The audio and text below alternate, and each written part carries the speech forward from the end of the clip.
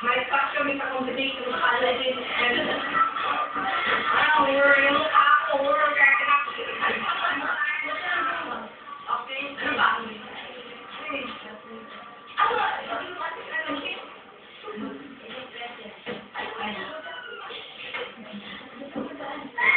Okay, let's continue the discussion. Ito, yung na-remember ko talaga yung doon ako mama sa'yo. During our meeting, di ba, nag-present ka ng, ano yun, yung FPS, okay, Stanford FPS. Nag-discuss mo yun, talaga nag-mark yung sa aking puso at Sarah. At saka sa puso ng mga dancers, kaya yun po yung naging foundation kung bakit po talagang nagkubumahaw, magsumikap yung mga dancers na yeah, kasi there were all the dancers, and not only dancers, as well as the committee members, were being inspired by your words. So can you tell to the audience what FPS is all about? Okay.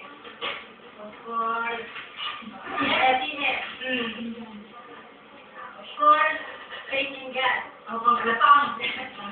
That is the number one. And second, hindi naman tumalas yung faith in God. Second, cooperation. Yeah. Of course, we need to cooperate. Have a teamwork. Okay. And the last thing is self-confidence. Kasi, kailangan may tiwala kasi sarili nyo kayo ang papalaban.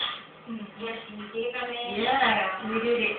Kasi hindi kami naman positive. So, yung mga dancers dapat talagang malakas. Exactly. Okay, let's give a big hand for Ms. Lunela.